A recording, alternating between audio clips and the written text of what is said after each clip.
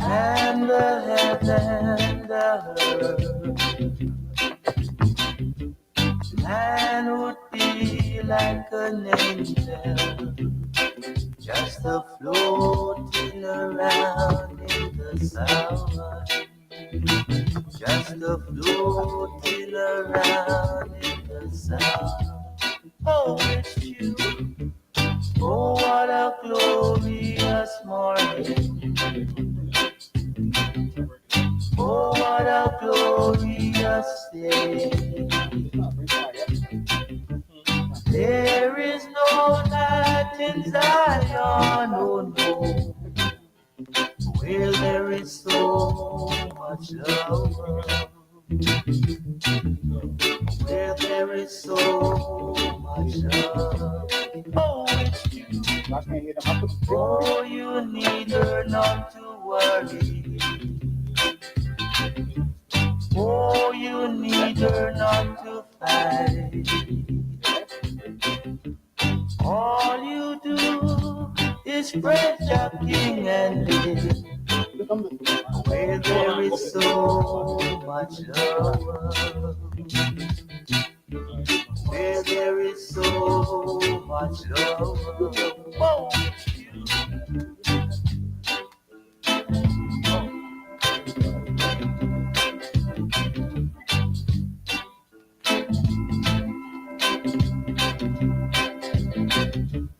oh, you need her not to worry. Step up the ladder you be climb, come step up. All who want step up in a life, just step up. Moving to a higher kind of height, boy, step up. And stop wasting your time and step up. Up, up, up, up, up, up, up, up. Climb up, climb up. Everybody climb up, climb up, climb up. Everybody climb up, climb up, climb up. Everybody climb up, climb up, climb up. Everybody climb up. Cause you got the capability and the ability and the facility to be what you wanna be. If you could only see the possibility and use your energy for stepping up your liberty, the power of the Trinity, and that is in a way. It's a divinity from now to infinity. Christ's personality, the iris of His Majesty. Selassie is the authority to step up your mentality. Step up, all who want step up in a life, come step up. Moving up and trying to survive, boys, step up. Stop wasting your time and step up. Up, up, up the ladder you be climb, come step up. All who want step up in a life, just step up. Moving to a higher kind of height, boys, step up. And stop wasting your time and step up. Up, up, up, up, up, up, up, up. Climb up, climb up. Everybody climb up, climb up, climb up. Everybody climb up, climb up, climb up. Everybody climb up, climb up, climb up. Everybody climb up. When me say step up, and not just money me a talk. I don't know big fancy car. You coulda just step up and a walk. Step up in your thinking, step up in your thought, step up in your mind. Me say step up in your heart. Just step up. All who want step up in a life, come step up. Moving up and trying to survive, boy, step up. And stop wasting your time and step up. Up, up, up the ladder you be climb, come step up. All who want step up in a life, just step up. Moving to a higher kind of height, boy, step up. And stop wasting your time and step up. Up, up, up, up, up, up, up, up. Climb up, climb up. Everybody climb up, climb up, climb up. Everybody climb up, climb up, climb up. Everybody climb up, climb up, climb up. Everybody climb up. Always try to better yourself and try to progress. Work and perseverance is the way to success.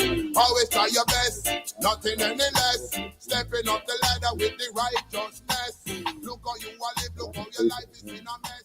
Some of the things you do with man up. I know my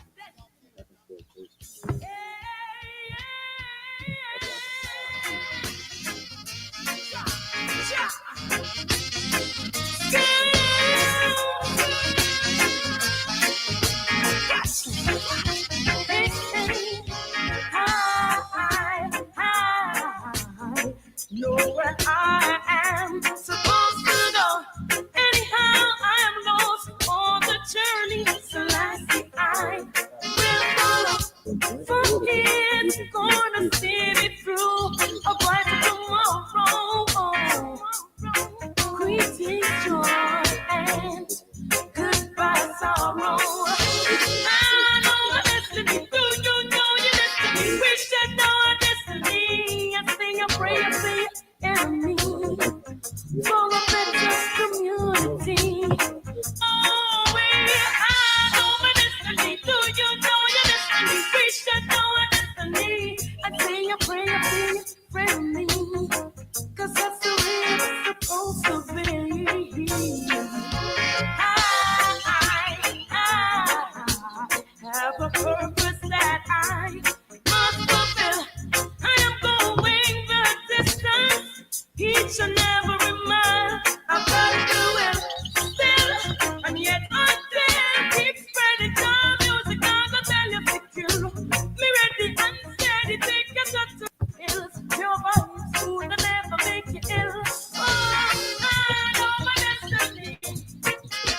Do you know your destiny? Say your prayers to you and me, 'cause that's the way it's supposed to be. I know my destiny. Do you know your destiny? We should know. Oh, not live in a fantasy, only deal with reality.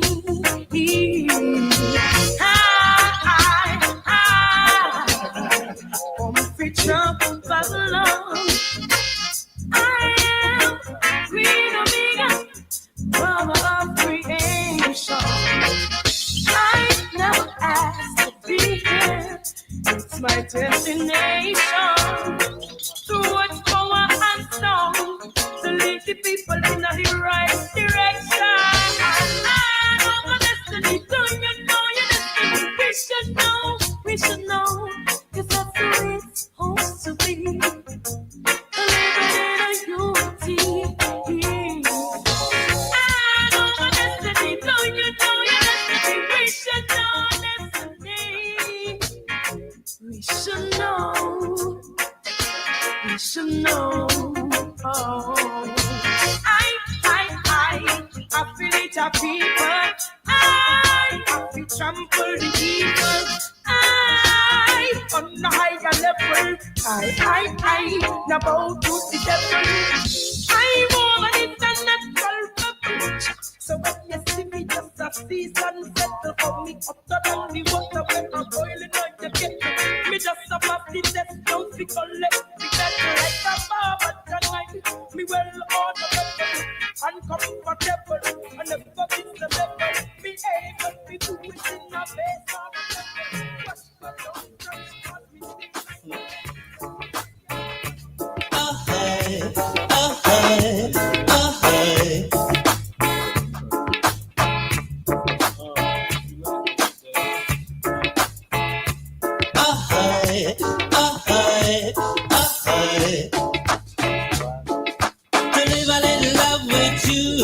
Such a joyful day, it comes from my heart, ain't no lie.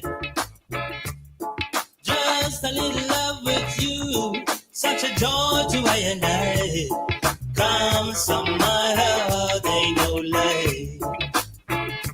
They say my heart shares far too many.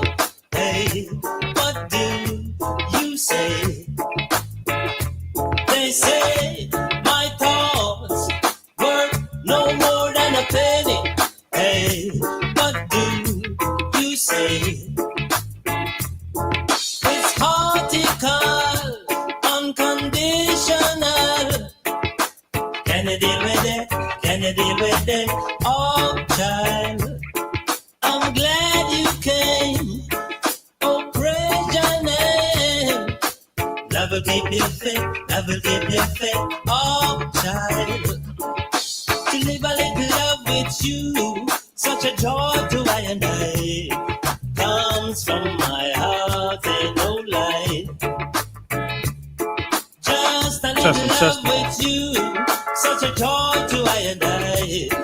Comes from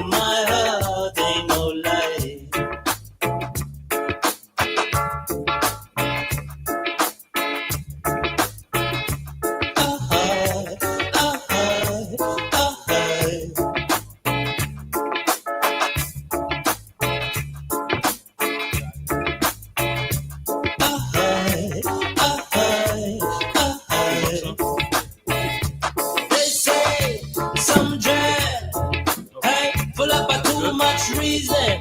Hey, what do Testing 1, 2. I know? Family. They say I think I'm on the radio. That's over. I don't have any feeling. Blessings. Welcome to the Temple of New African Thought. Thanks for your patience as we get started today. We have mics here.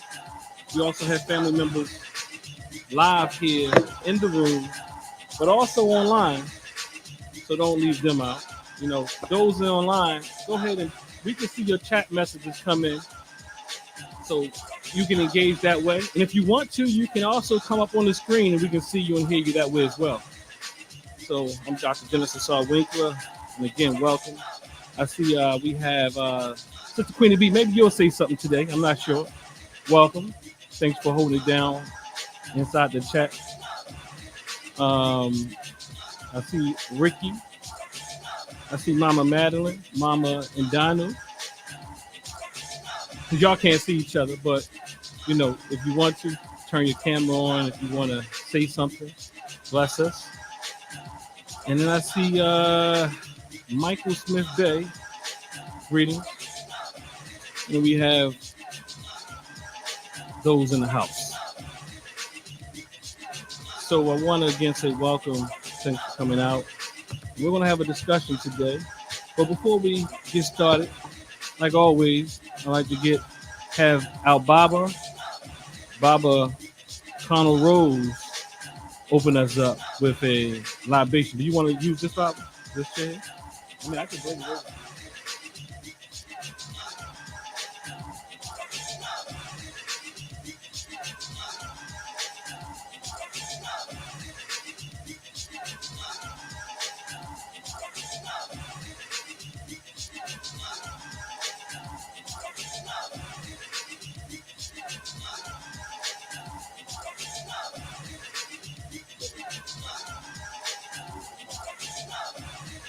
Testing.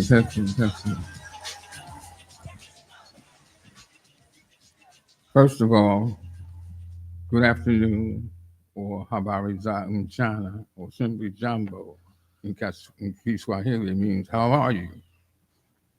First of all, libation is a ritual, and the purpose of ritual is to create harmony between the human world and the world of the Creator, ancestors, and nature.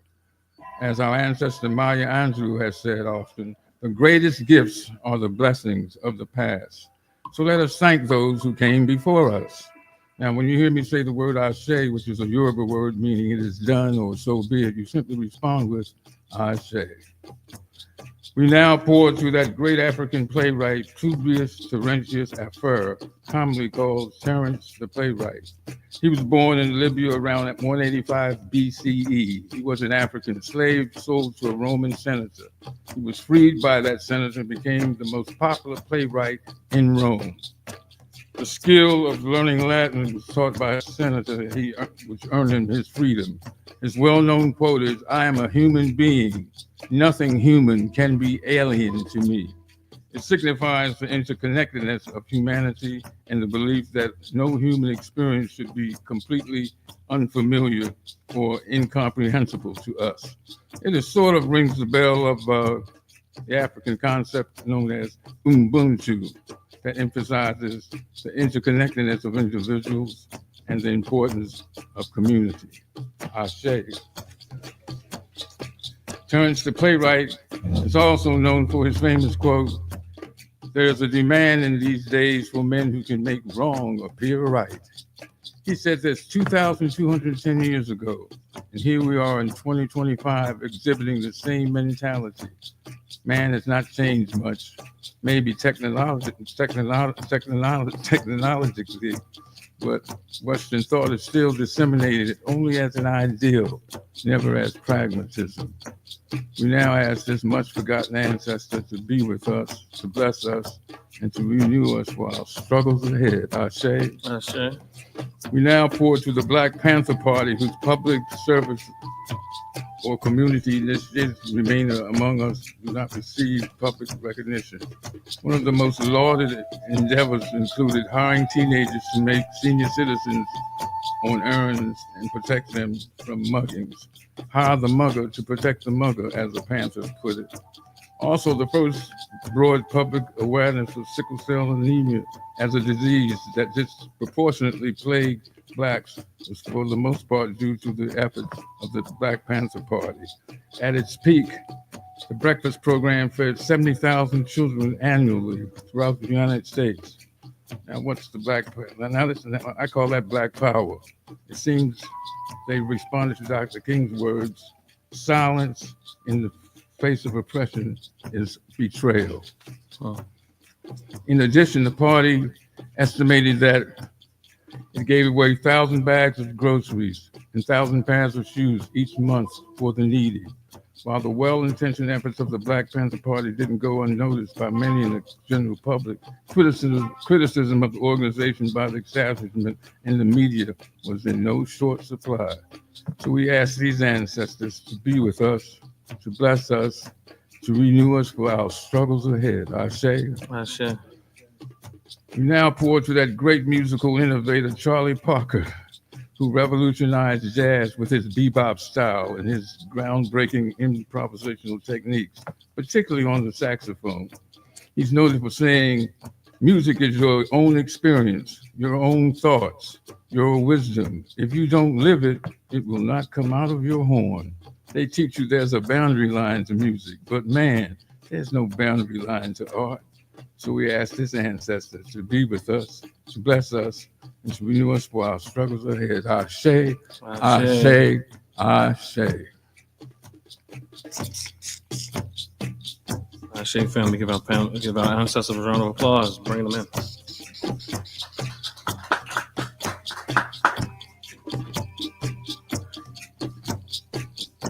Thanks, Barbara Rose. Terrence, have you heard of Terrence the Playwright? Terrence the Playwright? Yeah. Tell me more. He lived like 2,210 years ago. Yeah, he said that what a shame it is for men today who make wrong appear right. You see that happening today in society. Trump administration, from our society makes wrong appear right. Oh, shit. Yeah. And thank you again.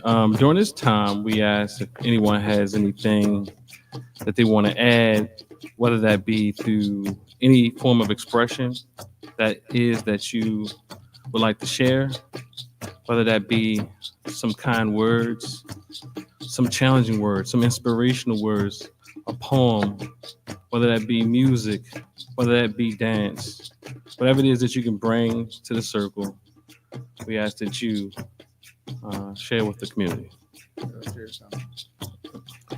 Hold on a second.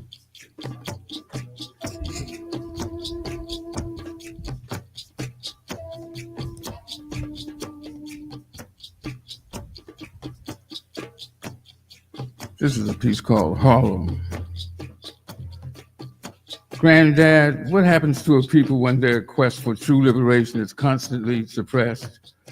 Well, sonny boy, one answer can be found in our ancestor Langston Hughes' poem called Harlem. Listen, this is how it goes. What happens to a dream deferred? Does it dry up? Does it dry up like a raisin in the sun, or fester like a sore and then run?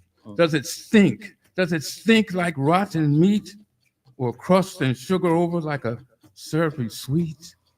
Maybe, son, it just sags. Maybe it just sags. Maybe it just sags like a heavy load. Or does it explode? Thank you very much. Ashe. Granddad, you're skewing me. Well, we're awake now. You know, that's the way to get the energy going. I couldn't thank you any more. All right, is there another? I'll get it.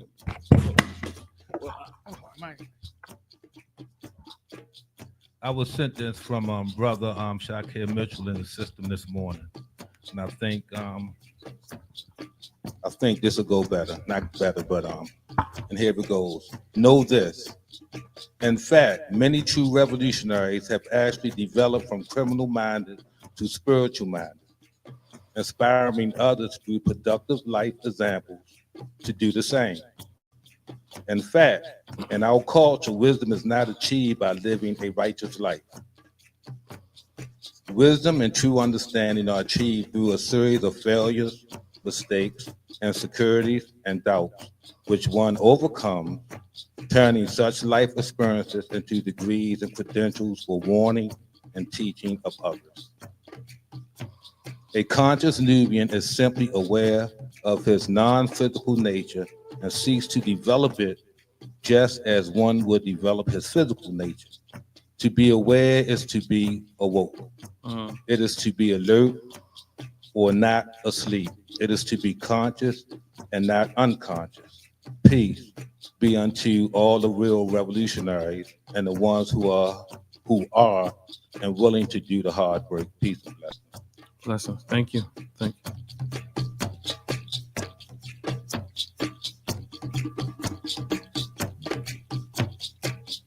You got something for me, Mr. Epps? Sister Camille, are we back there? I know where I'm gonna hide the chairs at next week. All right. Does anyone have anything they'd like to share? Oh, you ready? We're gonna have to let you close us out. Go about. You ready? Good. You say ain't nobody else jumping to it, huh? You. First of all, good afternoon, or habari za mchana, or simply Jambo, which means how are you? Kiswahili. I'd like to start off today with a tribute to Chef K, a masterful culinary artist. Chef K is considered a masterful culinary artist, not just for her cooking skills, but for her creativity, innovation, and ability to elevate the dining experience from a simple act of consuming food into something that we would consider to be par excellence. Furthermore, via her Jamaican-American cuisine, she demonstrates exceptional attention to detail and presentation, transforming plates into visually stunning works of art. For me, her food always tastes like more. And I'm sure this expression is also applicable to her husband, Dr. Dennis Ausar Winkler, whose favorite dish is the jam and yam. Oh, boy. The jam and yam. Now, what more can I say about our masterful culinary Chef K? She deserves a round of applause today.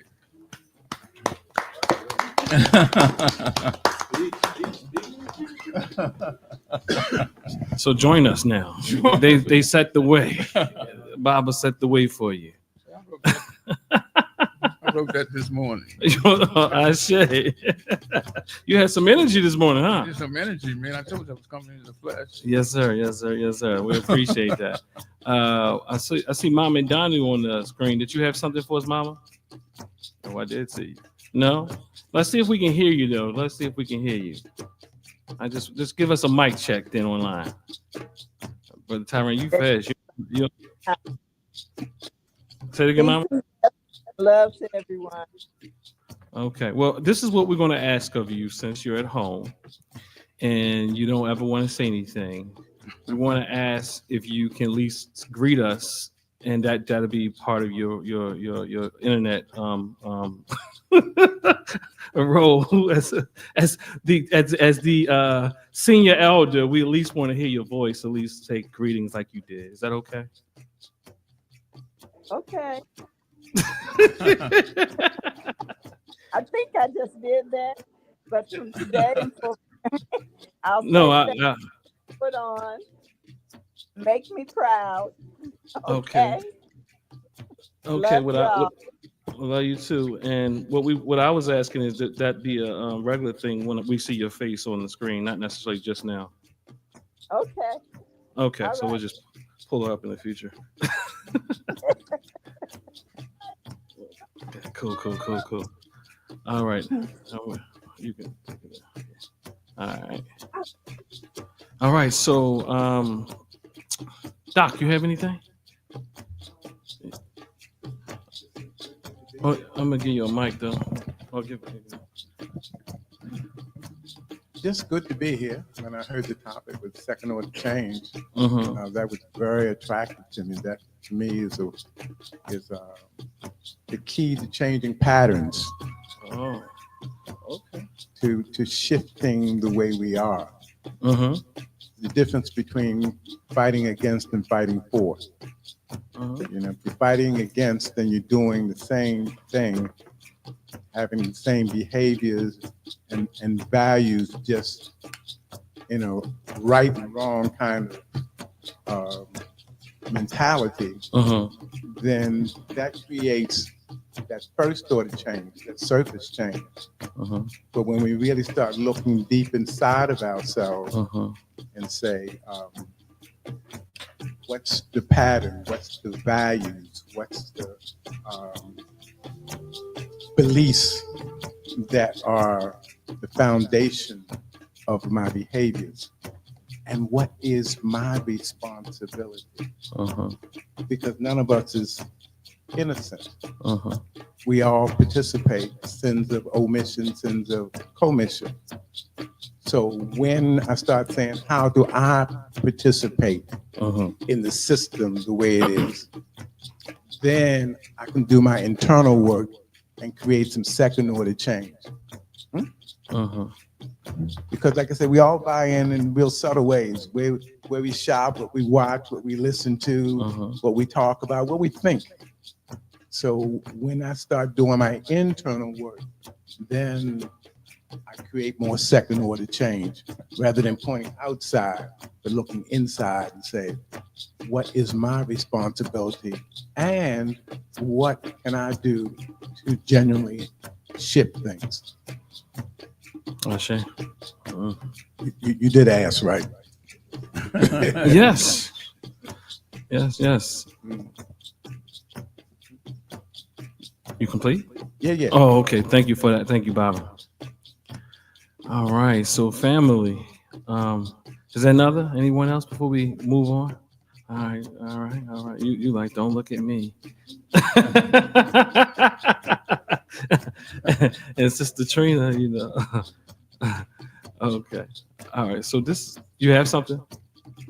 Oh, okay, cool. So this is what we'll do. We'll go ahead and we'll get started. What I'll do now is start with a brief meditation, if we can, which I call a consciousness realignment. As I say, because as many people, my elders included, say that mindfulness, there was a thing before mindfulness. And so I say, a lot of our scholars speak about awakening our consciousness as African Black people. So what better way to call it consciousness realignment? And again, if you can give me something.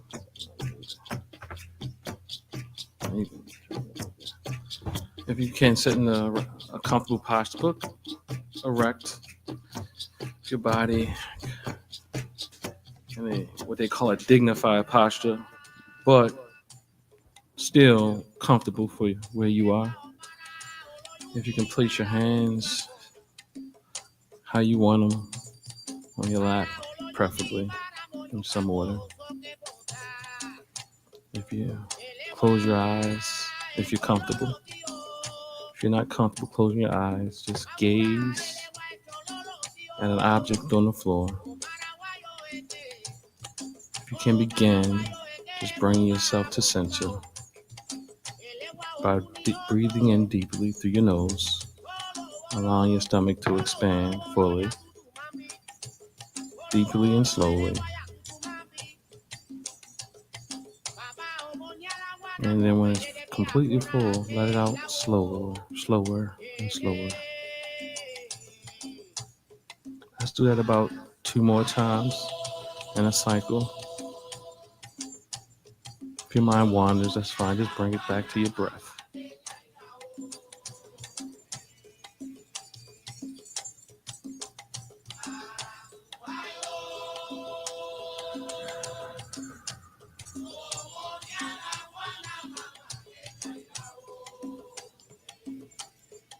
And one more time if you haven't reached it yet. And when you finish your third inhale and exhale, just bring it back to a normal rhythm.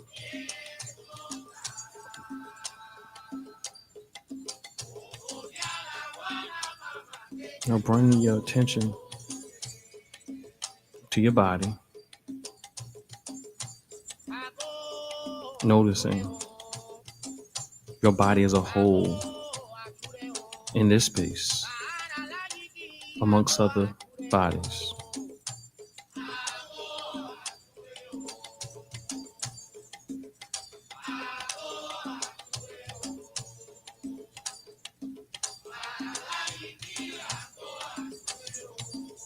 Now bring it more directly on your own body, starting with your feet.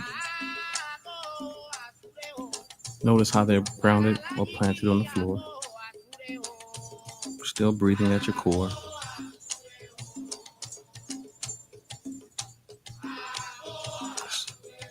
Just notice your feet. Notice if you have socks on or shoes that are wrapping your feet.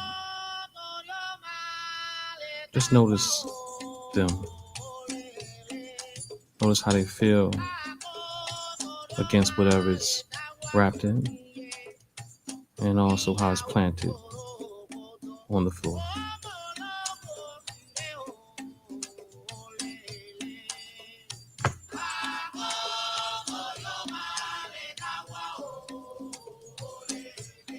I'm working on up, noticing your legs, all the way up to your bottom, and how it's been supported in the chair that you're sitting in. In your back, notice your back. If that's being supported, or if you're supporting it on your own. And notice your hands, wherever they are, your arms, still breathing at your core.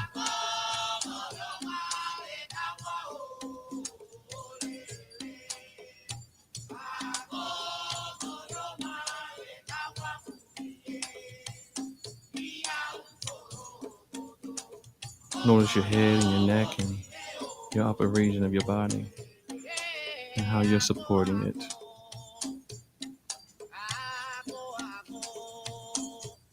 Now notice your clothes, the clothes you have on your body.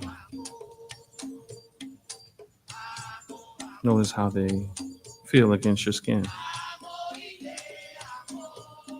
Still breathing at your core. Just notice your clothes, how it feels against your skin.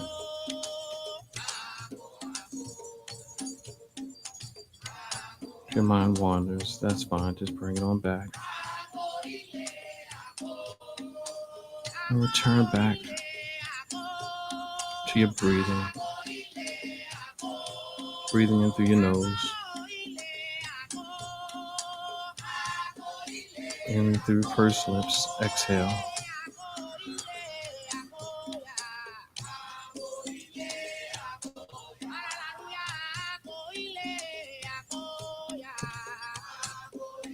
Notice your breathing as you breathe in.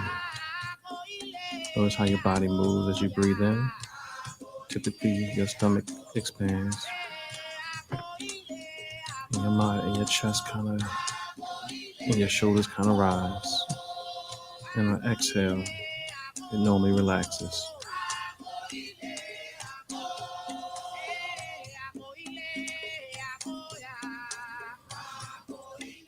Typically, when you exhale, the body tends to relax.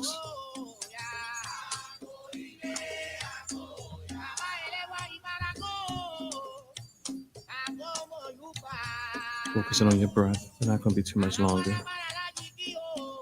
Noticing your inhale, the temperature at the tip of your nose. And on exhale, if you exhale through your nose, notice the difference or the fluctuation.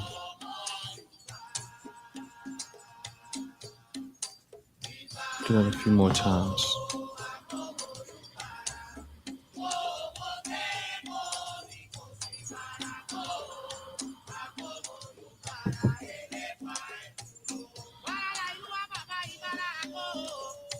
Bring your mind back to your breath if it wanders off.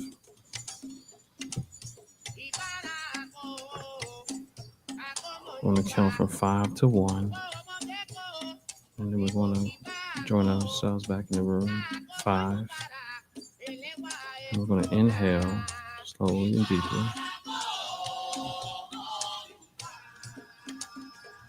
And exhale.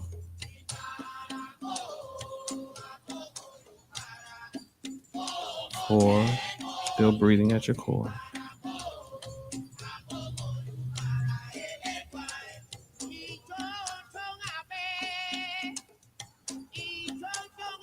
3. Still breathing at your core. If your mind wanders, just bring it back to your breath.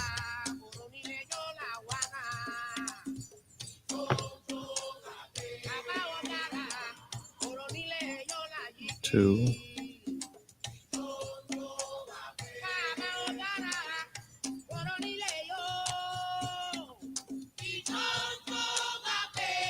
1. When you're ready, you can slowly open your eyes and join us back in the room.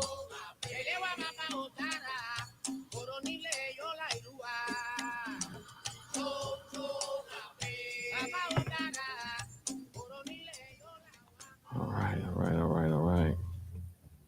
Okay. So we're going to go ahead and how's everybody? What, awake? Awake. Oh, I'm woke. you woke? I'm a woke person. Oh, you a woke person. I hope you get some sleep too. So yeah, as Dr. Gregory articulated earlier, this week I chose to use the Kemetic deity known as Sekhmet.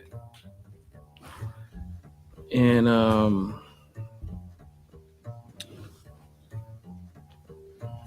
I want to ask you all to join us in a conversation today. The book that I'm writing is called Ingia, The Journey of Both and. Sacred framework for reclaiming psychology, psychotherapy, and collective wellness. And as one who has been studying a long time, to some degree, I guess relative, as a son of Baba Ausar and the community,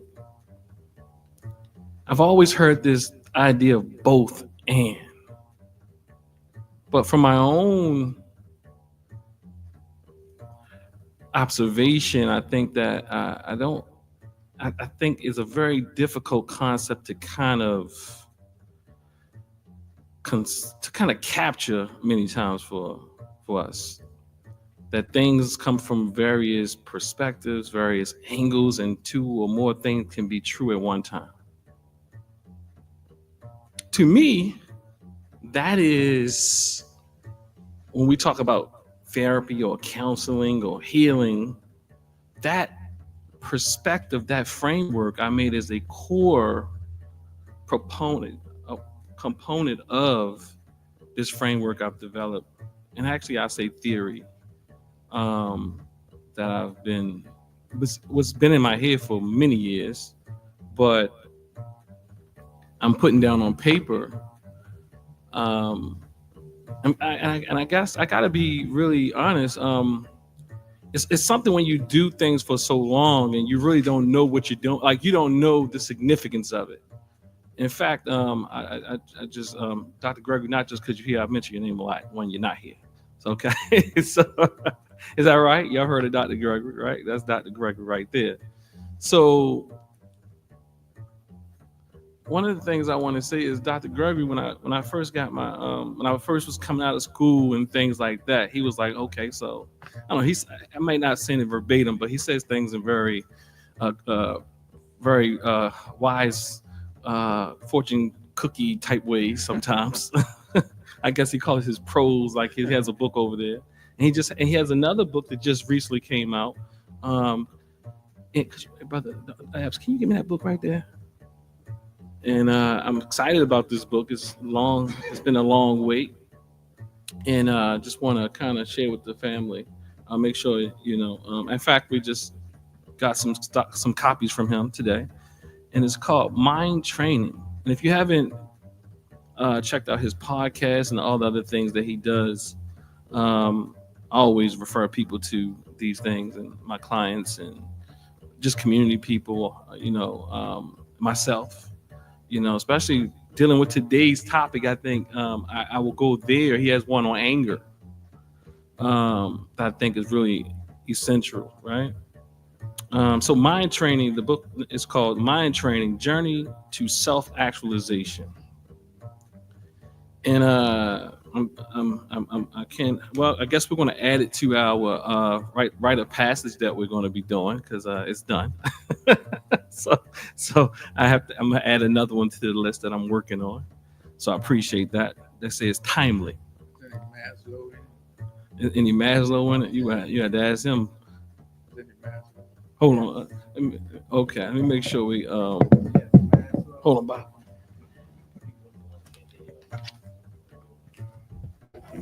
Yes, Matt. Keep the mic. Maslow's assertion that we all had the same basic needs. We try to meet them in different ways, sometimes healthy ways and sometimes not so healthy ways. But at the core, we're all trying to do the same basic things. That you're trying to meet physiological needs, be safe, sense of love and belonging, and a sense of actualization of our potential. The interesting thing about Maslow is Maslow spent a lot of time with indigenous populations. He didn't just study Eurocentric ways of doing things. He actually spent, I think it was 8 months in indigenous Native American villages, absorbing their point of view. Because the Western view of psychology is only at the most a couple thousand years old. Humans have been on this planet at least 200,000 years. At least. And they didn't call them therapists or social workers. And sometimes we call them shamans and grandmothers and all kinds of names. But in every village, every community, there were always indigenous healers, helpers, that help people raise their consciousness to be more complete and more in line with their divine nature. Self-actualization. I remember him saying that. He thought Dr. King was a great example of self-actualization. Yeah. Yeah. Yes. When brothers and sisters get to the point where this is where I stand, you do what you're going to do, but this is where I stand in my truth, and this is what I bring to the table. Whether you're talking about Martin or Malcolm or Gandhi or Sojourner Truth or whoever, that's a defined space to be. So I'm just doing what the divine has for me to do. What you do is on you. Oh, I was saying put it back close to my mouth. Yeah. Okay. Yeah, I'm hard-headed. I'll do better. So we can't be born in sin, right? Well, it's not either or. Both. It's both things. Duality. It's both things. Everything is on a continuum. Yeah. We all have the potential for everything when we're born. And we the one thing you get on this planet is free will. The ability to make a choice, not about what happens to you, but about how you're going to respond to that. And that can take you into more sin or into liberation. They sent Mandela to jail for 27 years on a humble. Right. He came out in a larger state of consciousness and being even more helpful. You know, so you can go to jail, and a lot of people go in and come to jail and come out twice as crazy as you went in. But other people go in and they come back like they've been in a monastery. They've been studying themselves internally and getting degrees and whatever, come out, open up programs, and just a different person. So it's not what happens to you, it's how you deal with it. It seems like when you're born in sin, you're starting off on a bad foot. I thought you were born under the divine principle. Yeah. May I interject? Of course not. We're gonna have a both fan. You can interject, and I'm gonna take it back at some point. From my worldview perspective, none of us are born in sin. That's something that's a product of a religion. I won't name it, but we all know. How can we be products and results of the divine and be born in sin? It does not compute. It doesn't add up. The choice, as Dr. Gregory said, is where we come in. None of us are born in sin. We choose to consciously, unconsciously, willingly, unwillingly, knowingly or unknowingly fall into that quote unquote sin. May I say it this way? Life is a school. So we're born into this thing with certain challenges to learn certain lessons. If everything was good all the time and perfect, it wouldn't be no point in us being here. But this is just a stopover in us learning about life, raising our consciousness so we can be more pure energy of the divine. That's our source. That's where we come. And even what the physicists say, what the mystics have always said, energy can neither be created nor destroyed.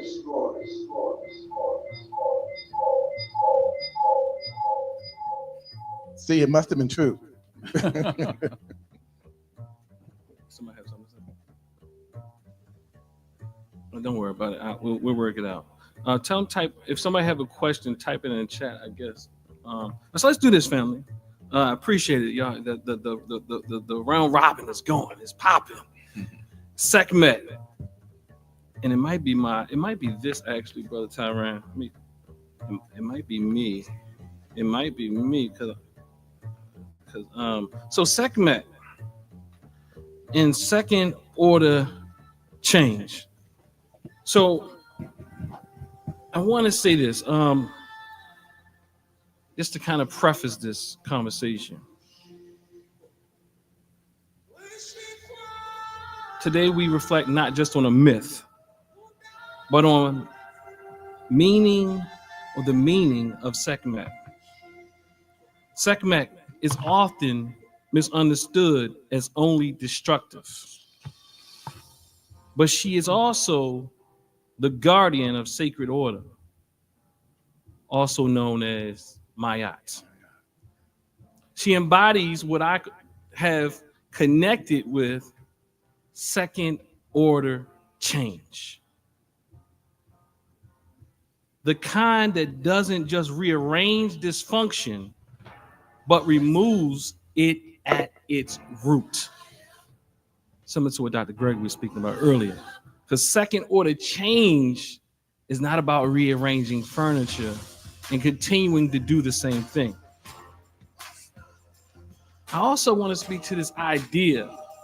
It's interesting because some years ago, in fact, it's very interesting. I went to speak to a gentleman about being in ministry. And being in ministry, often what happens is this thing when you speak about principles. And if something is going on within the community, we often start to ask questions. Was that about me?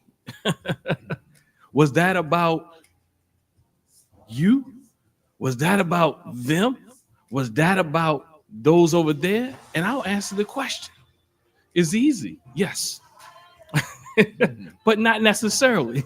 Both and. And what I mean by that is interesting, because I went to this gentleman and I said so, and he shared with me that typically people come to institutions like ministries to have a certain level of conviction, to also to help themselves reflect deeper, but sometimes it becomes a struggle. We talk about we want to live Mayat, but there's certain things that we have to contend with if we are to keep things in order, balance, reciprocity, harmony, all these type of things. So what I do, I pass this out to some who weren't here. This comedic table from last week or the last 2 weeks when we were talking about Tahuti, aka Thoth, aka Jehudi, and these principles that come out of the book Stolen Legacy.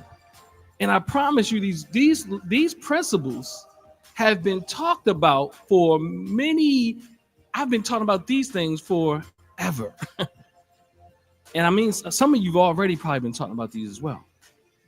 These principles, they're principles that have been going on forever. Control of thought, control of action, steadfastness of purpose, identification with higher ideals, evidence of life's mission, evidence of a spiritual calling, freedom from resentment under persecution, confidence in the master to teach truth, confidence in one's own capacity to learn, and readiness for initiation.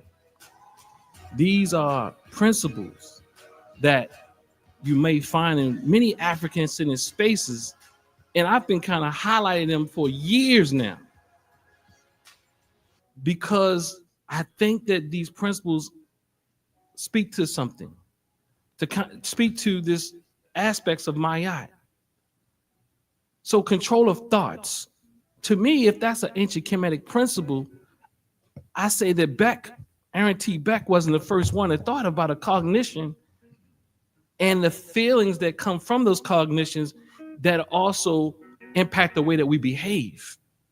Again, we've been talking about these things for millennia to keep ourselves in balance. So now what I mean is, I think that it's important to understand that whenever there's a message, look at the message and how it may reflect on yourself. So is the message about you? Yes. Is it about me? Yes. It's about all of us doing our part. And I want to, I think I kind of want to talk about this, just to kind of set this stage. Teaching versus venting. Y'all know what I mean? Teaching versus venting. There's a difference. What y'all think I'm saying? Venting, you're just getting stuff off your chest. You might up a little bit. And venting, you're just getting stuff off your chest. Yeah. No deliberate, sensible thought behind it. Yeah. Yeah. So teaching is venting is just getting something off your chest. Yeah. Anybody else?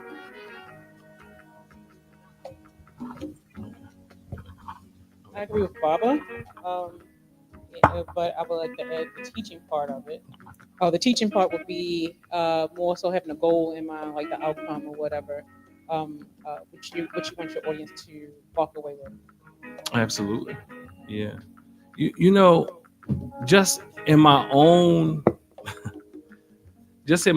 experience, I think that whenever you're doing community work, you can speak on any principle that's going to hit somebody. And they're like, whoa.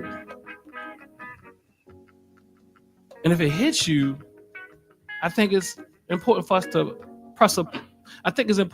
kind of reflect on that.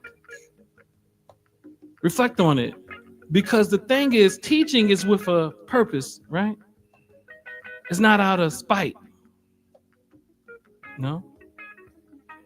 Shouldn't be. Help me out.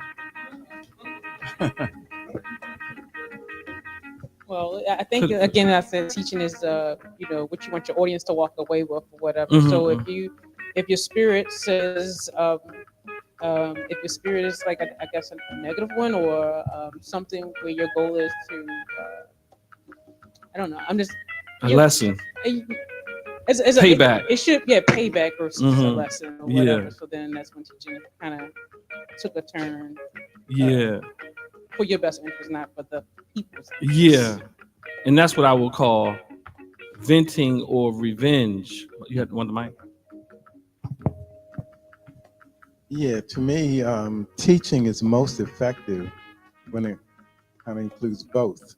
Uh-huh. When I say both, not just intellectual information, but emotional presence also. And the key is for that not to let that sink into being something just negative and just dumping on people. Absolutely. But it needs to be more than just information and intellectual. It needs to include the emotion. Emotion. But not pure emotion. Not overwhelmed by emotion. But not pure emotion. I'm saying, like what I mean. So that you say intellect and emotion. Yeah. But not exclusively emotion. Yeah, not exclusively emotion. Yeah. And not exclusively intellect. Not exclusively intellect. Both and. Both and.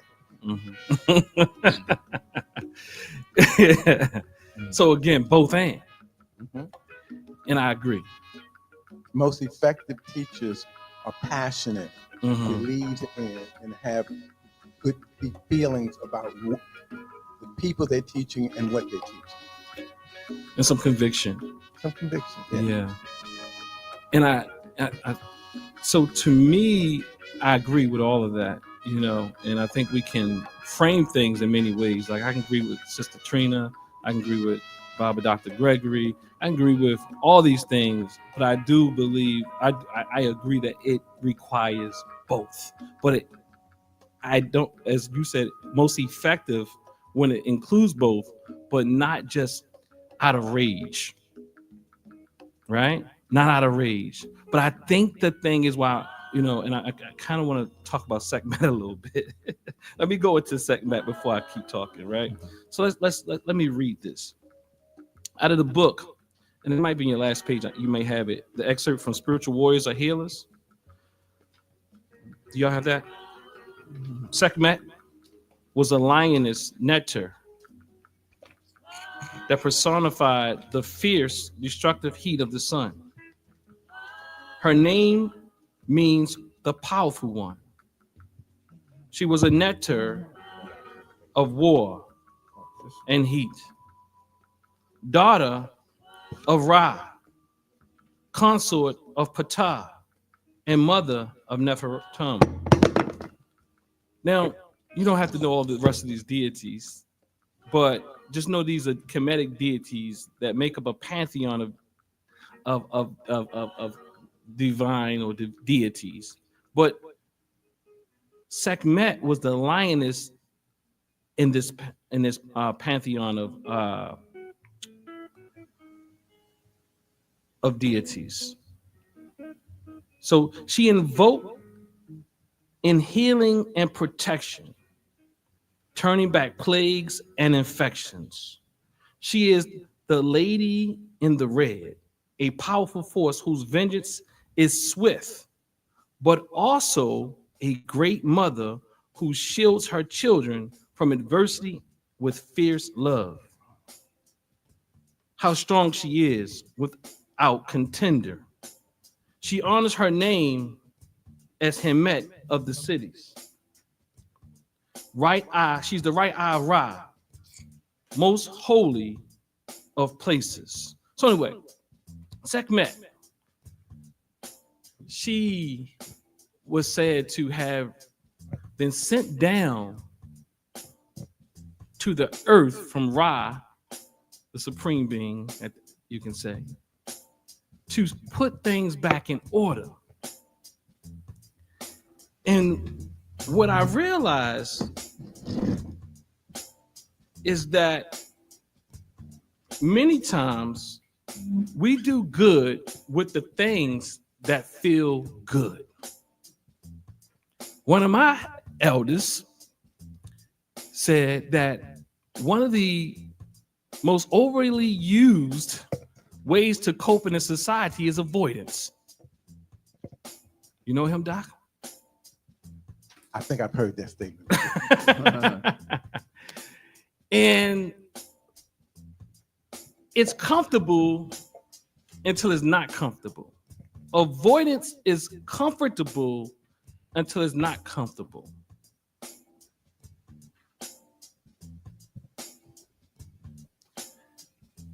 Avoidance is having the same thing happen over, or you're just avoiding being direct or confronting an issue that you know has been going on for some time. How many people know what I'm talking about? How many people want to talk to her? I mean, I don't want to talk to her? Okay. So I put directness is sacred. I have no issue personally with directness. Now, that doesn't mean that there's no time to taper that or temper that, right? There are moments where sacred clarity requires us to name what is present. Sekhmet didn't whisper. She showed up. And sometimes so must we. So as we talked about a few weeks back, that these deities can represent aspects of yourself. So we don't have to, pardon me. Now, I would argue to be complete or whole, we have to harness these different aspects of ourselves. And being able to confront and set boundaries is a part of it. To do things that's uncomfortable is a part of it. What I realize, if we in our minds, lots of times we think that we like things that just, we like to giggle all day. Not everybody. I'm exaggerating a bit. But the reality is that a lot of us, we do. We love to, we say, what do you want? I just want to be joyful all day. I just want to be happy. I don't want any struggle. I don't want any struggle. I don't want any confrontation. I don't want to do what? Set boundaries. Then when you're around others that set boundaries, that becomes uncomfortable. But we have to set boundaries. As Ra sent Sekhmet down to the earth to put some things in order. You put things in order through what Sekhmet's wrath, or whatever you want to call it, the heat. But it was not, the heat was not to hurt, it was to heal. So Sekhmet was also a deity that was known as a healer. But through that feminine essence, she was putting things back where they're supposed to be. They say through fire, there's puration. And that is what Sekhmet represents. And sometimes when the fire is on, it's uncomfortable. I mean, lots of times, right? But you would die if you don't have some source of fire. Or you can die with it, because fire either purifies or it destroys. Now, that's the part I know that most people know, though. See, the thing is, most of us, I'm going to say most, I'm going to say, yeah. I mean, I'm going to say, yeah, because the fire is that avoidance. I mean, the fire is The fire requires you to confront in this case. But most of us know that the fire can kill, but we don't know the fire can build. Yeah, but I promise you, a lot of us struggle. And Bob, I'm sorry, Doc. Yeah, I'm speaking about us because I'm speaking about me too. But I also understand that that's very hard work to confront, to set boundaries, to put things in order. We don't like that. But things are not put in order, fall apart. And we don't like rules many times. I'm just going to be honest, if I can be. Many of us go to different type of institutions just to come to different ones because we don't want no order. We like how things look, but we don't necessarily like the structure and the discipline that it takes to create that thing.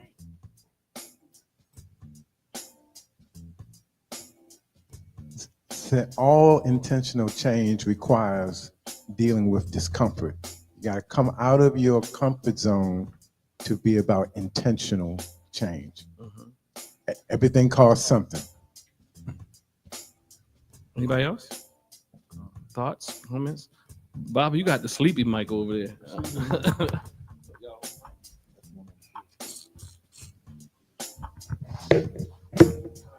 Okay. Well, thanks, Doc. So once you start the process of change, and it is uncomfortable, I think the more that you allow the change to occur, that sometimes it gets easy, sometimes it doesn't. But the more you surrender to the process, the more you see growth in yourself, and so you're more susceptible to feel the discomfort so that you can be changed. yeah. And some people, as I say, are very comfortable. I'm going to say this, and I didn't used to like things. I don't like things that sound hierarchical.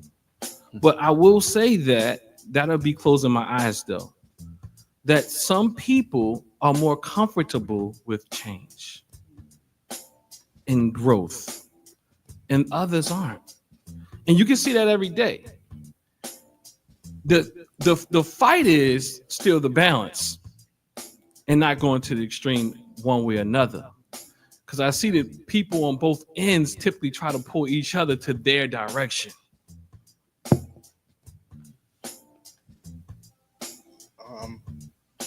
What you're expressing or what I'm hearing and how I'm framing this is it's part of the human condition and human experience. And like you say, it is the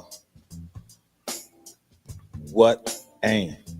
It's also duality. I mean, no matter what issue we address or touch or whatever, it's always that you're going to have those that are and those that aren't. And we cannot escape that reality. We cannot escape those that's on the right, those that's on the left. I always challenge you, though, with that one, because there's those in the middle. And those on the middle, from my perspective, worldview, they're on the fence. Certain things, They exist. certain things are clear cut.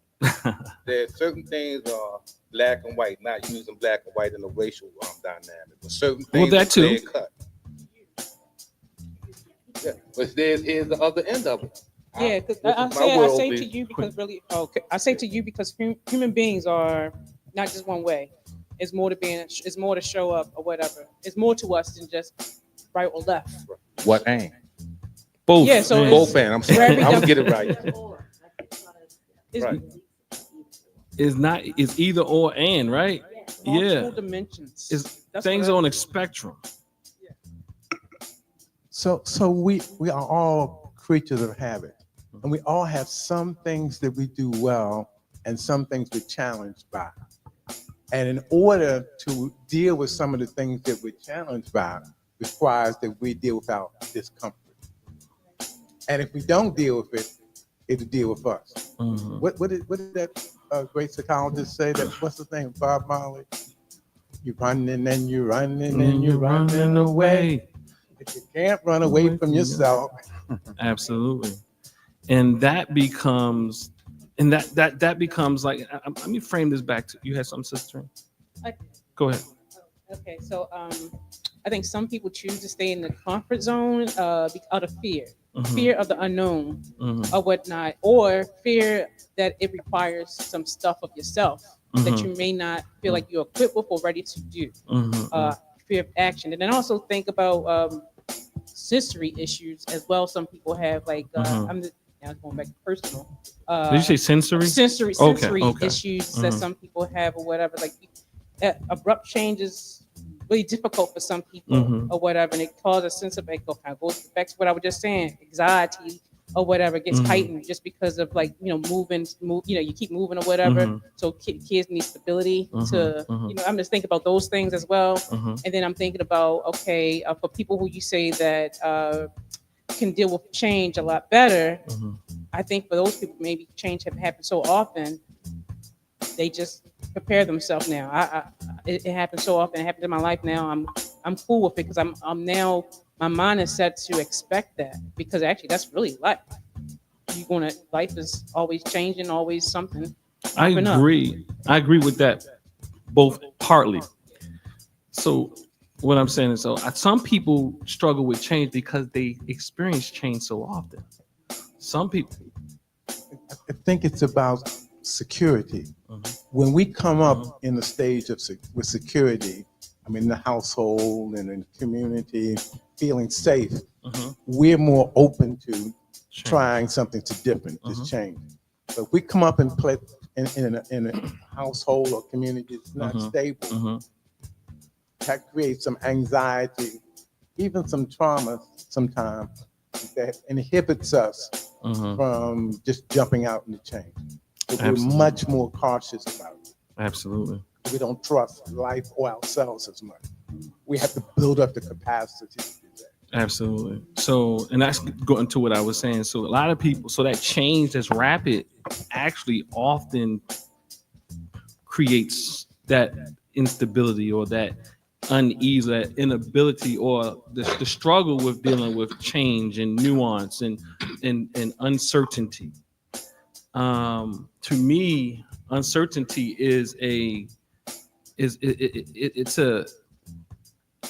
it's important to grow to accept that which is uncertain. And to me, that is evidence from my own lens of spiritual development. Not knowing that you're not going to know everything, that no one knows everything, that things are in constant movement, that you can't predict everything. In fact, that's what anxiety tries to do. And anxiety, a little bit of it is good, but too much of it will overwhelm you, and it will have you believe in things that are happening that didn't happen yet or probably won't happen. So again, getting back to, I don't even know how we got to this one. How do we get to, but change, but change. Yeah. So change is uncomfortable. Sekhmet is about bringing change about. It's about that dirty pain versus that clean pain. I'm going to put it in a few different, I'm going to label it a few different ways. The dirty pain versus the clean pain. The dirty pain will be that first order change. The clean pain will be that second order change. So the dirty pain is that pain you stay in because it's familiar. That clean pain is that change that you know you have to do and it's uncomfortable. But this going to that particular amount of heat will bring light at the end of the tunnel.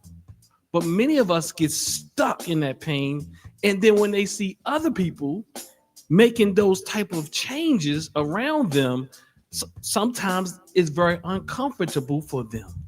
And the reality is, when people have to make those type of changes for themselves and for the community, it's essential. It's very essential. So let's get to first order change. First order change versus second order change. First order change is surface level adjustment. Behavior without belief shift. Behavior without the underlying belief changing. Comfort driven and maintains dysfunction. Second order change is structural transformation, which is difficult if we think about it. We don't like, some of us, many of us don't like even when the job changes the computers. Many of us don't want to change our phones. Many of us don't want to. Y'all change our clothes. Y'all black people. Y'all change our clothes. Y'all like to be fresh. But we don't like certain levels of, well, maybe change of style. You know, that's going out on the deep end, right? I had to put these pants on it. You know, that's a whole different style for me. You know, but second order change often disrupts, or is often disruptive but necessary. Second order change restores mayat, balance, harmony, order, reciprocity, propriety, fairness, justice. But first order change pretty much keeps homeostasis in a very, let's say, in a toxic type situation. First order change, when you think about somebody who's been through a certain level of abuse, we get to justify why we stay in it because it's comfortable. And then many times we have thoughts of why we stay in it, even though we don't share it with people. Many times we sometimes don't think we deserve better. Or maybe sometimes we're fearful of what the other world is like. Even addiction and many different things we have to do to change or bring about true change. It's scary out there. I think Sister Trina said many times it's out of fear. So many times first order change is out of fear of the unknown, uncertainty. But I promise you, now I believe that with practice, we can all improve in that area. With practice, we can even become really excited about change. With practice, you realize how difficult it is, and you realize that tough feeling when we bring about second order change is only momentary, whereas first order change keeps us in an endless cycle of stuckness. And that stuckness is on so many different levels. Dr. Gregory in an article, him and Harper, they wrote this thing about, and I like the way they put it. It's called, I think it was that article. It's talking about, instead of saying trauma, I particularly use this word because everybody uses trauma. And I think that they can use this idea of emotional stuckness. It may not be that, but it's like your emotions are stuck. And lots of times we're stuck in many ways because of our emotions are stuck. And lots of times that has to do with fear, the fear of the second order, the fear of Sekhmet, the fear of the unknown. So again, second order change is structural transformation. That means you might have to rearrange proximity. You may have to bring newness in your life and get rid of some old things. I'm not saying it's another thing that I often share is that boundaries don't have to be set where people can't access you anymore.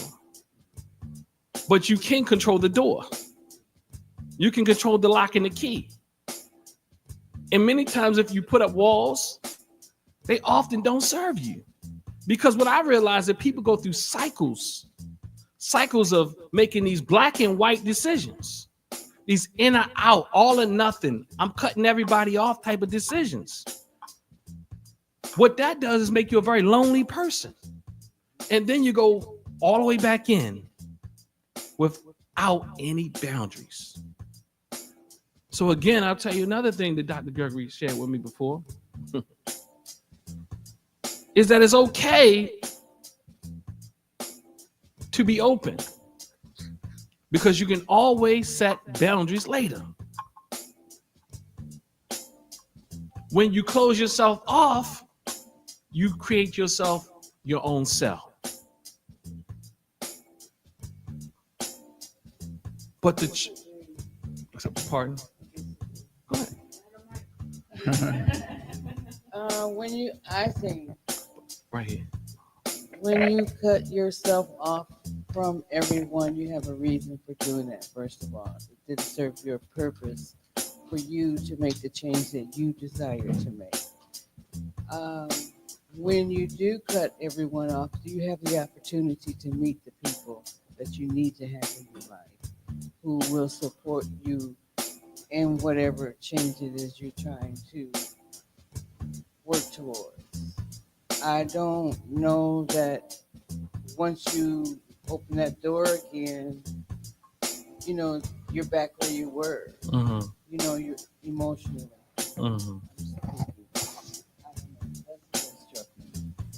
Can you hear me with this thing? Yeah, we can can. hear you. May I respond? So I think that's a good example. What happens is if you cut off all the people over here and you start with some other people over here, if you don't change the lesson's going to follow you. You're going to create you're going to create the same kind of relationships you had over here. You're going to create them over here because if they're happening to give you a message, a lesson about something that you need to deal with in order for your life to be fulfilling. So you can change people, you can change places, jobs, cities, nations, but you still take you with you and create the same patterns until you change. Right. And you cannot change as long as you're around those same people you found yourself in when you realized you needed to change. You do go, you do move, you do find out that this person is just like my so-and-so, that I just locked the door on. I know that is true. That's a fact. Yeah. But you have the opportunity. You see this now. You get to be with yourself. You don't have to be with what everybody else views you as. Or I'm just trying to add not a story. Maybe something you could just tell me if I'm wrong. Like just give an example, maybe of what she's talking about. Like just throwing out somebody struggling with addiction or something like that, and you got to change your previous associates, trying to find new associates, and then changing your neighborhood. That's what's out here that's recommended for that, right? To change where people, places, and things. Yeah, but you saying there's a possibility if you do all that. Because you didn't work maybe you are working on stuff, but if you stay in that same environment, the likelihood of you falling back in that same circumstance is very high. That's what I feel like I'm getting with what she's saying. But I think you still have to work on self regardless. So maybe go ahead. Some both and? Yeah. Okay. Yeah. Okay. Yeah. Maybe you need some time and space around and so you can refocus. But you're still gonna have to deal with those patterns. Because if you don't deal with the patterns, they're going to follow you. Yeah. Absolutely. Some people don't want to see change, like politicians. They say are people who see the light at the end of the tunnel, but then go out and buy more tunnel. Well, you're talking about a whole different kind of addiction now. Well, it's true. They refuse to change. I think though, if we even look at the analogy a bit, notice I said if you build a wall and you close everybody out, you're going to build a prison. I don't think there's a disagreement there. I think if you close everybody out, you can't look. If you close that door and you build a wall, ain't nobody, even new people, not coming in. Because that's one part of the analogy. We got to deal with that part first, and then we got to also deal with the pain of the isolation, and then all the things that's going on inside of me that says I'm fearful to even go out there again. right? Because now if I'm shutting myself off from everybody, now I have trust issues. And so I have to do some work. I get it. It doesn't mean that we don't take time for ourselves, because we do need to do that. It doesn't mean don't build a wall with a door. That's what I'm arguing.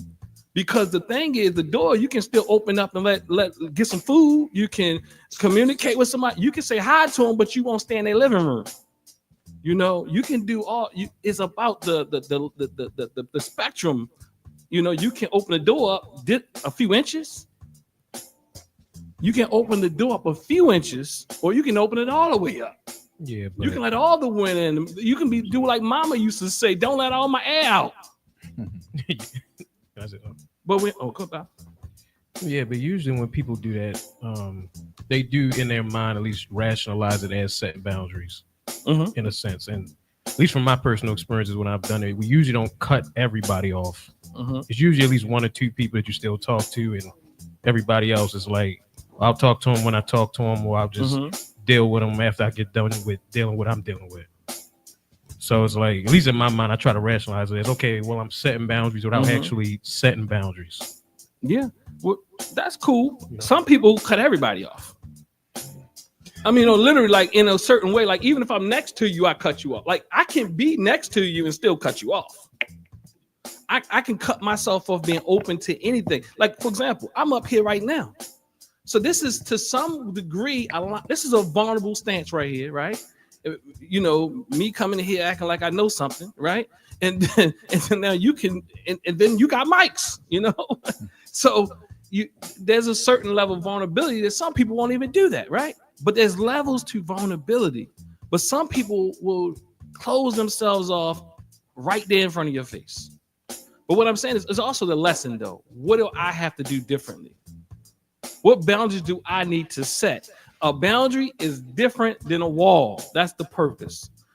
The boundary is different because if you can find a way to build up a house with bricks and no door and still have people, let me know. Unless you brought somebody in there with you. Yeah.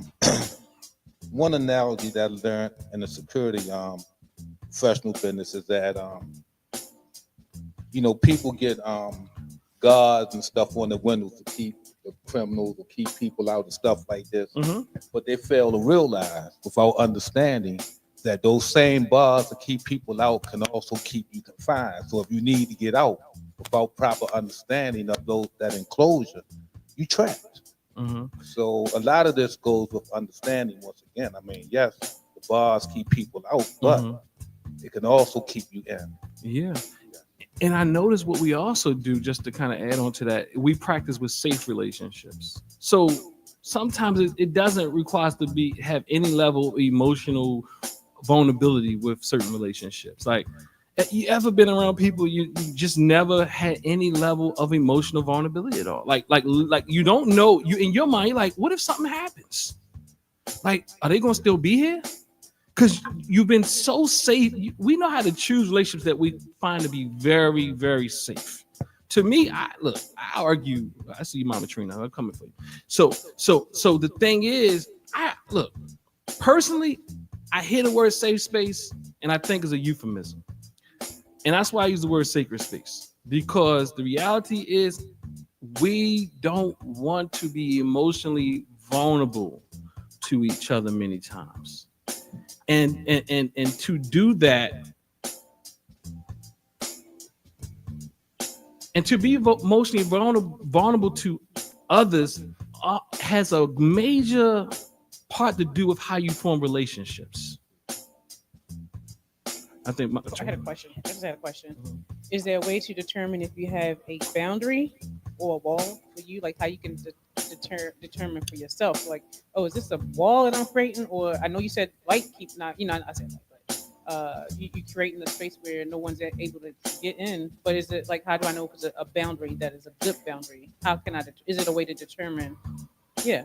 Can you kind of get what I'm saying? I can tell you, I think the example Dr. Gregory gave earlier, I typically use that example as well. I usually use this example of, okay, you got your cousins over here, right? And you say, I'm cutting them off. I'm cutting them off. You ain't dealt with them for 5 years. Then you went over here to your other cousins, and then you oh yeah, everything good, right? But then something come up, and you forgot the reason why you didn't deal with them. You was like, they reminded me why I don't deal with them. So now you figure out, okay, what I'm gonna do now. Somehow you find yourself back over to another group of cousins that you cut off too, and then that stuff starts showing up again, and then you cut them off, and then you do the same thing, and you go throughout life, and you continue putting these walls up. But the reality is, you get lonely out there by yourself, and you continue going through these different cycles of cutting people off. And the reality is, you can't cut people off for long because some people, but very rare is that people can be isolated for long periods of time without really without human contact. But let me think about this a bit. I have a question, if that's okay. So is a wall based on emotionalism unchecked and boundaries foundational with our integrity and our value system? Because to me, there's a balance. There's a balance there. A wall, to me, when I put up a wall, I'm operating sheerly in emotionalism. But when I set a boundary, that boundary is based on my values, the level of integrity that I have toward whatever the situation is that the person is bringing, and just my principles. I think it can be both, because some people cut off intellectually. Some people, and they're really good at cutting people off. People who like stay here all the time, they can compartmentalize. They don't not to feel anything, right? But their life, there's something missing that they feel inside as well. But emotionalism, that too, a doc, I see. Yeah, I think the thing that Trina said earlier, so much of this is about fear, running from situations, running from ourselves. I think we do better and balance it off better when we start doing it out of faith.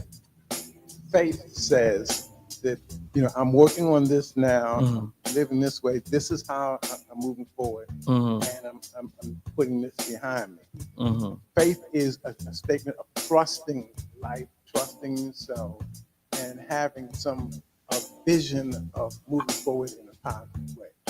That's different than I'm running from something. I'm running towards something. Absolutely, and that goes back to the lesson when we spoke about teaching versus acting out, inventing, right? Like we're doing it with purpose, as Sister Trina also said as well, and Dr. Gregory is echoing here. So, and it's also like what I notice is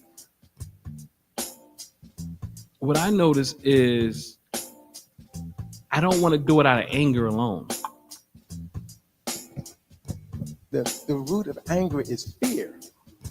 So if I'm doing it out of anger, the real issue is, what am I afraid of? And to have agency, to have one's power. So we have to get, like I say, away from the fear and into faith. And I also noticed that, is it about, if I'm setting a boundary, I think when I know it's healthy is when I'm doing it because of my lack thereof, because I have to do it and I'm taking responsibility because I let things go too far, versus blaming everything on other people. I'm pointing the finger, this one, I'm pointing the finger at that one, I'm pointing the finger over there. But the reality is, I realized that at some point, just realistic, I've been in business, I've been doing ministry a long time, just my own self, I realized that I let things go too far. So when I let things go too far, I have to take accountability and make the decision to utilize Sekhmet to say, you know what? I'm not even angry at that person. I mean, maybe I'm disappointed. Maybe I got some other things going on, but that's not the reasoning for my decision. My decision is I have to do better. I have to be more responsible. I have to set order back for my life in the things that I say I'm about. So I'm saying is, whenever I hear people setting boundaries and it's always they can't see where they show up, that's when those walls come up. But when you see the work you have to do and how you show up and how much maybe you gave people too much space. But now, as I said earlier, Dr. Gregory talks about, you can always, tighten up. But when you're closing off, you're blaming everything on other people. That's not saying, and I say it's both and. Look, for me, both and mean they did something. I don't want you to get it confused. They did some things. And maybe it wasn't even respectful. But at the end of the day, what am I responsible for? Because I realize in this culture, especially since COVID, some people realize a lot of times that they like how I feel not being around people. And then now they blame everything. They point finger. And some of us, we don't like friction. We don't like the Sekhmet. We don't like confrontation. So we go along to get along, and then we feel used. We feel like people have used us as a doormat. But you have to set boundaries. A boundary is when you say, okay, maybe I can take you to the store. Maybe I can do this sometimes. A wall is when you say nothing, I can't help nobody, I can't do nothing, never. I can't look, that's a straight wall. No. I say when we first learn to set boundaries, we get really clumsy because it feels very empowering, especially when we're doing it out of anger. Most of us try to set boundaries out of anger because that's the only time that we feel brave enough to do it. So we do it during times that maybe are not the most suitable times, and maybe we set it a little too strong. So speak to us about boundaries with new people entering your life as opposed to people that have been there for a while. I think is what's your name, Mama? And Mama Evelyn said earlier, I think what she said was, you learn from those other relationships, and you can see characteristics in people because you are who you are. People will show up the way because people have certain levels of similarity, and sometimes we attract the same type of personalities in our lives because it's not a good thing or bad thing. I'm just saying it's just a part of it. People are attracted to people that have certain personalities. Like, so you have to learn the lesson from what happened before and say, well, I'm not going to allow that. But at the same time, not so much because the issue is, and it's a process. What I mean is because when you've been, let's say you feel violated or you feel people took advantage of you, sometimes you can close down. In my book, I said, it's a section in my book, and I just make it easier. In my book, I said during my life, there was, what was it called? I said, there was a time where I said a refusal to be traumatized. I didn't have the language, but I refused to be traumatized. And what do I mean by that? I've been, since my early 20s, running businesses with lots of people. And people have, if I told you the things that have happened, I'm talking about really severe, serious things. But if I would have got stuck in I can't trust people again, I wouldn't be continuously doing the things I do. So I would have robbed myself of life. I would have robbed myself of community and relationships because relationships always going to take work. They're always going to take work. In our minds, we look for these equations that aren't real. That people are going to show up how they're supposed to show up in our minds, and that's just not how life is. Life is, people, it's a dance. You have some responsibility in that dance. It doesn't mean they ain't stepping on your foot. You just have to let them know, bro, look, you keep stepping on my sneaker. All right, let's get this right. And that's the part we don't like. Some of us keep letting people step on our feet. And then we see other people who set these levels of boundaries and say, no, I can't do that no more. You got a left foot, 2 left feet. Maybe you might be better with somebody else, but not right here. Now, I don't know. I ain't going to say that. But anyway, but yeah. It goes back to what Dr. Gregory said about faith. Mm-hmm. No matter what the outcome is, there has to be a hopeful vision for your life and the people that connect with you in the future. Yeah. And so a refusal to be traumatized. Right. And that's the part I'm talking about. We, if we admit it or not, we are fearful of people. And we don't trust people, many of us. And that is what I'm calling traumatized. And when we don't trust people, we don't trust ourselves. We don't trust ourselves. Yes, and that is it. Because we haven't learned to trust ourselves. When you learn to trust yourselves, you can set boundaries. I'm talking about boundaries because again, as I said earlier, you can adjust them. And that is how it works. You have to adjust things. It is a dance. Because it really, you have to lead your dance. Your dance. And the other party has to lead theirs. And maybe y'all can come together and tangle. Dance is strong magic. It vivifies your spirit. Your whole being enters into the rhythm of the supernatural.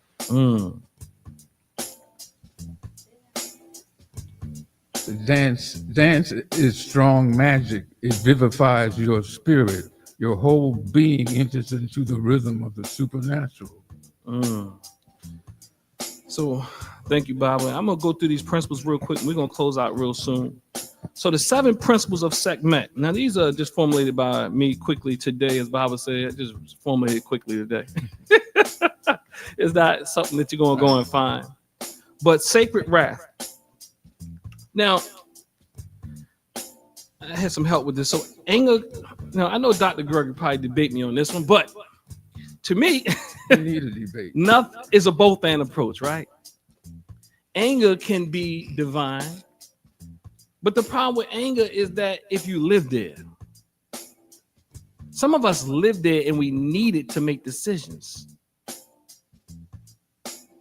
We truly just make decisions. We like to get angry because that's the only time I feel brave enough to make the decision. I'm saying my suggestion is not allow anger to be that messenger to tell you that something needs to be done. And then reflect on it and make a decision, not out of anger, but let that messenger be something to help you reflect on what changes, not first order changes, but second order changes that need to be made.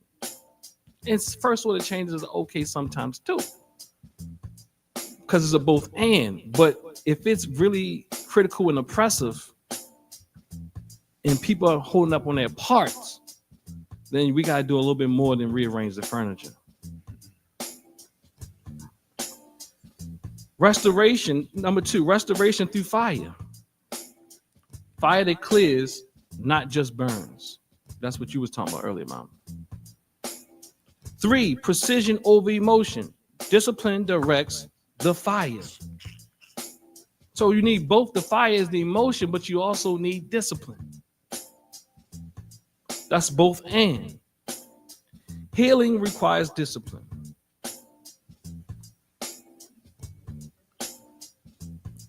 And that right there, I see in our communities, we run from all the time.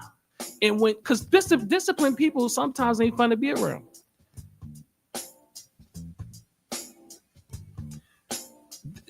Sometimes they party poopers. They like to tell you, well, it's midnight. So we got to pay the bill. Oh, don't eat too much. But we need that. And we need to have some fun too. But as Dr. Gregory told somebody before, like, you can't let the little boy and little girl run the show. It's okay to have them, but you can't let them run the show. I'm sorry, you probably didn't know my mind really. I remember a lot. I'm sorry, pardon me. So if you say something around me, it's just part of that, Passed on to others what's been passed on to me. Yes. Righteous boundaries. Not retaliation, but sacred protection.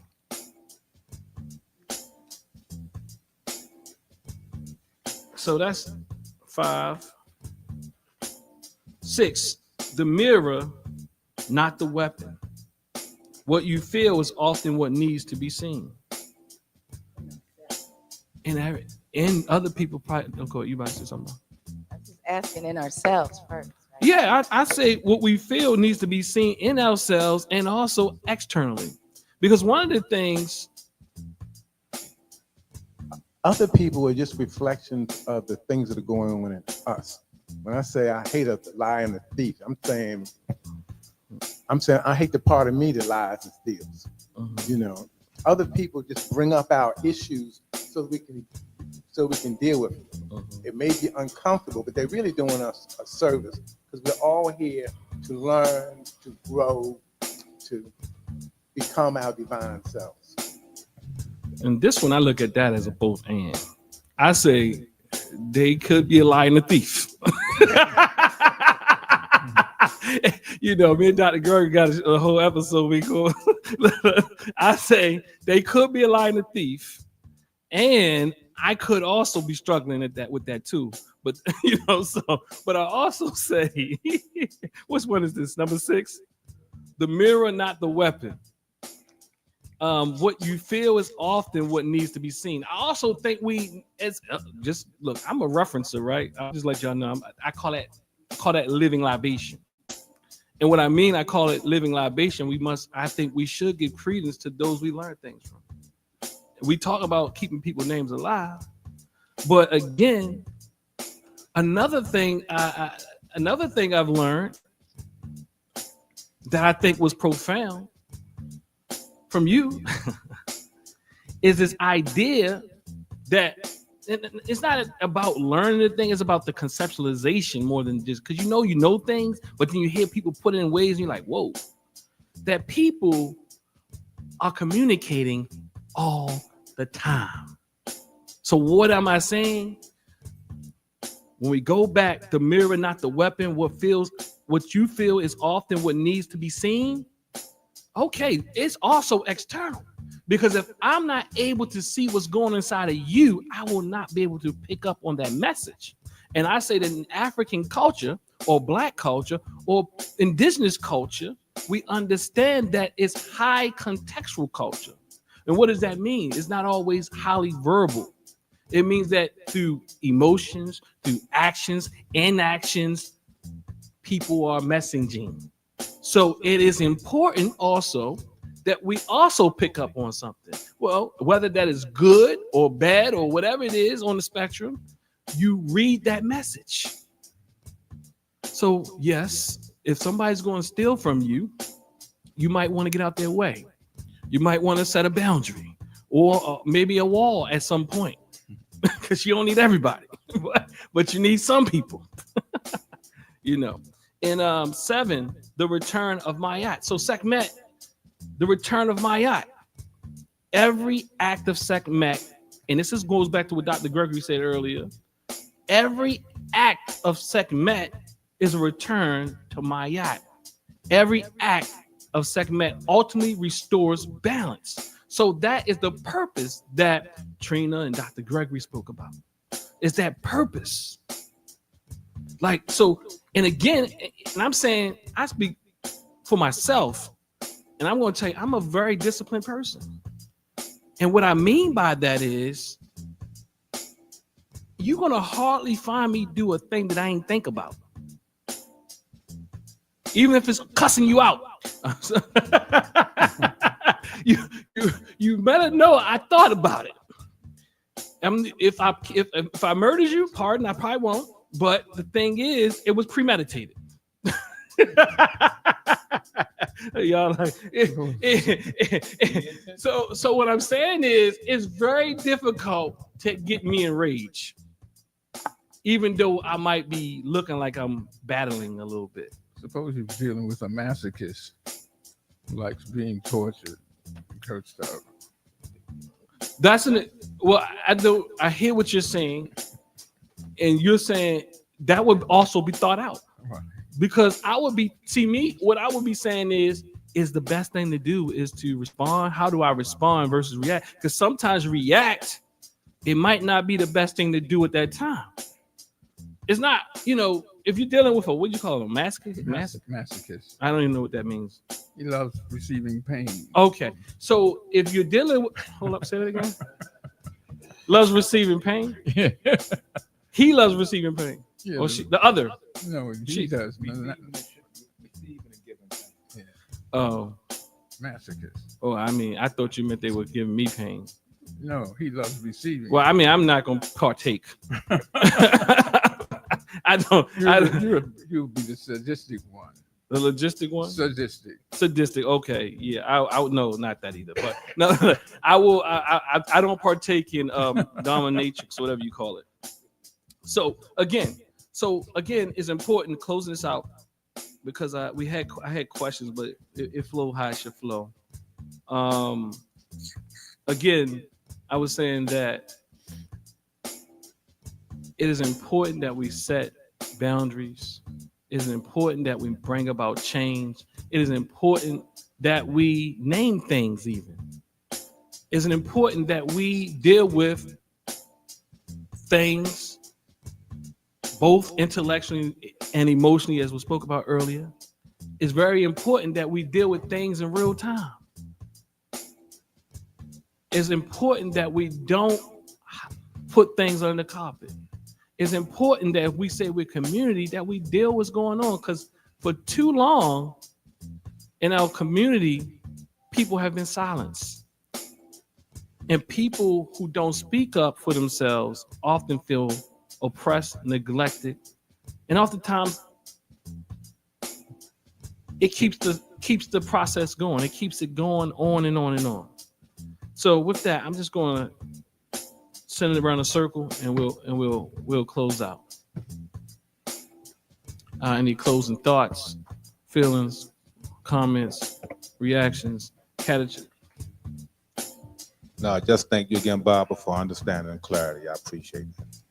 That's right.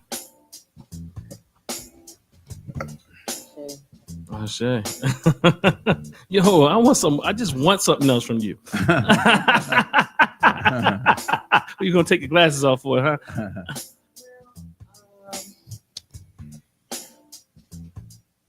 I appreciate everything you said. I also feel like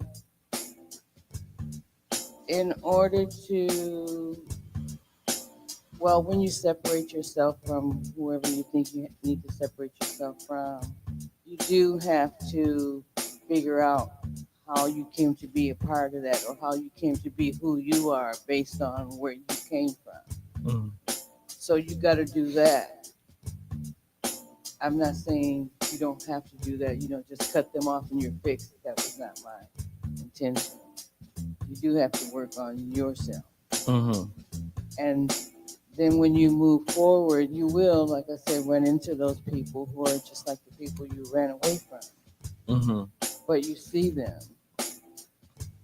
And I don't think that means that you are still the same. I don't mean to say that you are still exactly the same.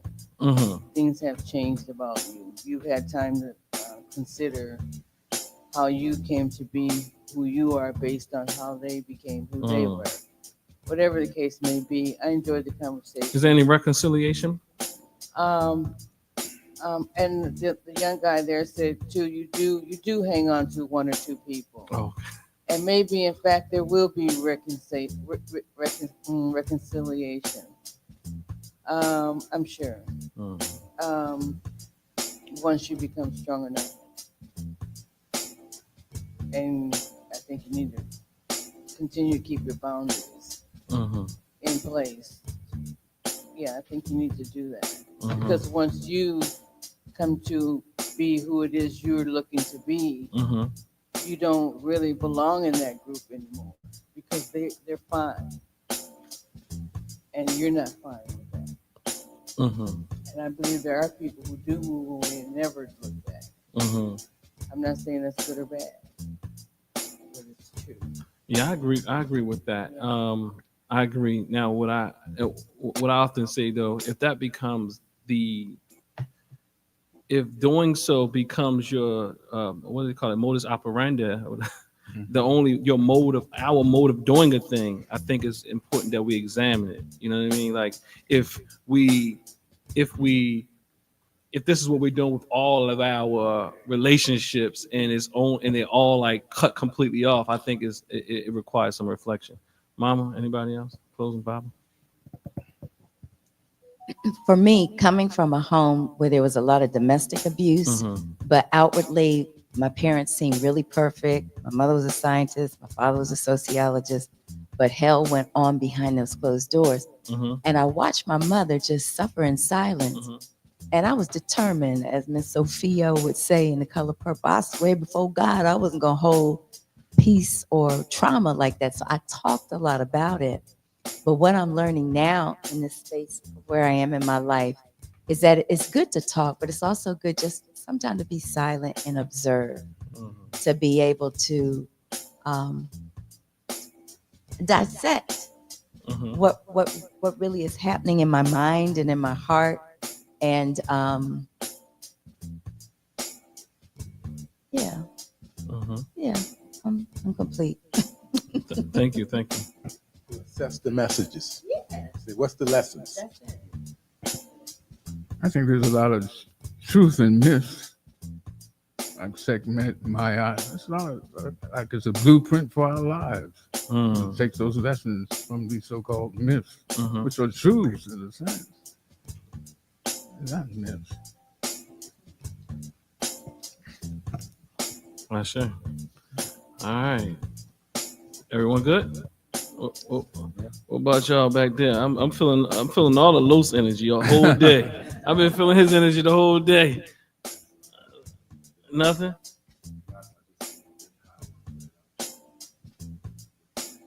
You gonna reframe this time? What about you? Never. Okay. All right. So, okay. Back in the back, all the way in the back seats. Ashe? Okay. All right, family. Online. Thanks for joining us. Y'all look like y'all was in there steady and strong. We appreciate it. Was there any questions online? If you got any closing out or closing things or takeaways, just drop it in the chat. As Queen says, don't hold back. And we thank you for joining us. Blessings, peace, and power.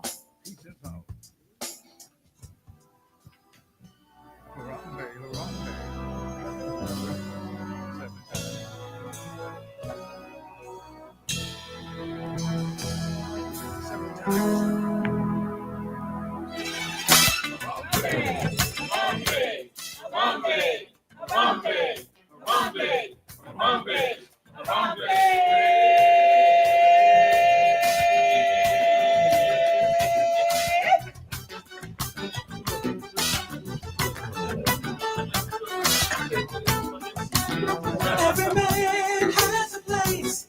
In his heart there's a space. And the world can't erase his fantasies. Take a ride in the sky on a ship fantasize. All your dreams will come true right away. The Bluetooth device is ready to pair. The Bluetooth device is connected successfully. The 12 of never. Our voices will ring forever as one.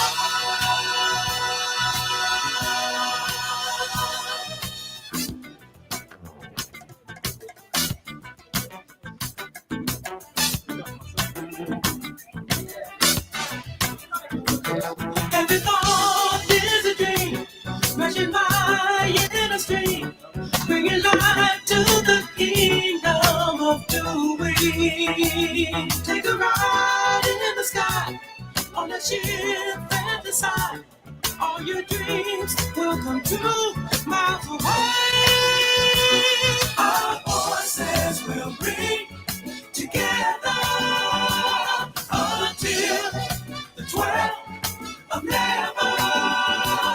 We all will live young forever as one. Come to sing victory in the land of fantasy, loving life, a new decree, bringing mind to everlasting liberty.